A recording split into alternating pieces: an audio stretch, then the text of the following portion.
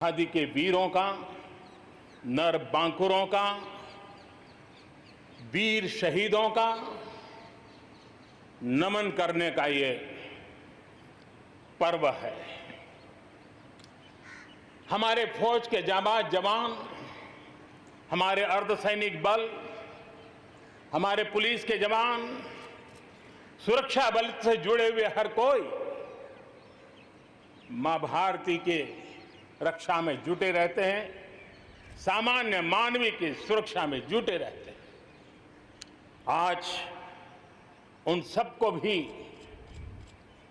हृदयपूर्वक, आदरपूर्वक स्मरण करने का, उनके महान त्याग तपस्या को नमन करने का पर्व है।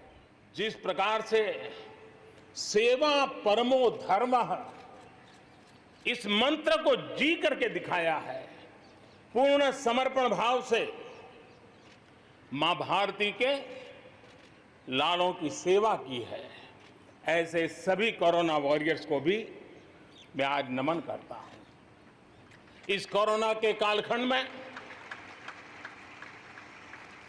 अनेक हमारे भाई बहन इस कोरोना के संकट में प्रभावित हुए हैं, कई परिवार प्रभावित हुए हैं, कईयों ने अपनी जान भी गंवाई है।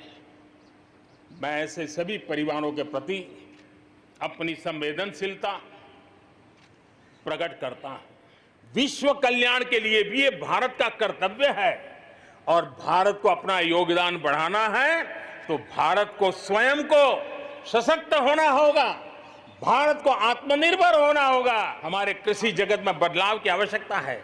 विश्व की अपेक्षाओं को पूरा करने के लिए हमने हमारे कृषि जगत को भी आगे बढ़ाने की जरूरत है।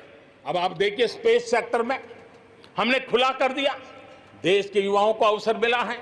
हमने कृषि क्षेत्र को कानूनों से मुक्त कर दिया, बंधनों से मुक्त कर दिया। जब आत्मनिर्भर की बात करते हैं तब सिर्फ इंपोर्ट कम करना इतना ही हमारी सोच नहीं है। जब आत्मनिर्भर की बात करते हैं तब हमारी ये जो कौशल्य है, हमारा जो ह्यूमन रिसोर्स का सामर्थ्य है, जब चीजें बाहर से आने लगती हैं तो उसका वो सामर्थ्य खत्म होता चला जाता है, पीढ़ी दर पीढ़ी वो नष्ट हो जाता है। हमें हमारे उस सामर्थ्य को बचाना भी है, बढ़ाना भी है, कौशल्य को बढ़ाना है, क्रिएटिविटी को बढ़ाना है। हमारे देश के उद्योग जगत के लोगों ने बीड़ा उठा लिया। जिस देश में N95 नहीं बनता था बनने लगे, PPE नहीं बनता था बनने लग गए, वेंटिलेटर नहीं बनता था बनने लग गए। वोकल फॉर लोकल, हमारे जो स्थानीय उत्पाद है उसका हमने गौरवगान करना चाहिए। हम अपनी चीजों का गौरवगान नहीं करेंगे कि सभी 6 लाख से ज्यादा जो हमारे गांव है उन सभी गांवों में ऑप्टिकल फाइबर नेटवर्क पहुंचाया जाएगा। तो आज मेरे देश की बेटियां फाइटर प्लेन भी उड़ा करके आसमान की बुलंदियों को चूम रही है। आज भारत दुनिया के उन देशों में है जहां नौसेना और वायुसेना में महिलाओं को कॉम्बैट रोल में शामिल किया जा रहा है। गर्भवती महिलाओं को सैलरी के साथ 6 महीने की छुट्टी देने का फैसले की बात हो। हमारे देश की महिलाएं जो 3 तलाक के कारण पीड़ित रहती थी, वैसी हमारी मुस्लिम बहनों को मुक्ति दिलाने, आजादी दिलाने का काम हो। महिलाओं के आर्थिक सशक्तिकरण की बात हो। 40 करोड़ जो जनधन खाते खोले गए हैं उसमें 22 करोड़ खाते हमारी बहनों के हैं। बेटियों की शादी की उम्र के बारे में भी उचित फैसले लिए जाएंगे। आज से नेशनल डिजिटल हेल्थ मिशन उसका भी आरंभ किया जा रहा है। प्रत्येक भारतीय को हेल्थ आईडी दी जाएगी। ये हेल्थ आईडी प्रत्येक भारतीय के स्वास्थ्य खाते की तरह काम करेगी।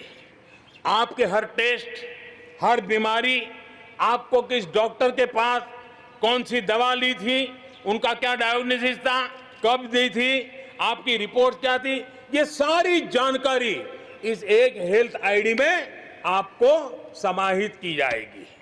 और भारत में एक नहीं, दो नहीं, तीन वैक्सीन उसके टेस्टिंग के अलग अलग चरण में है। वैज्ञानिकों से जब हरी झंडी मिल जाएगी, बड़े पैमाने पर प्रोडक्शन होगा। एक वर्ष पूर्व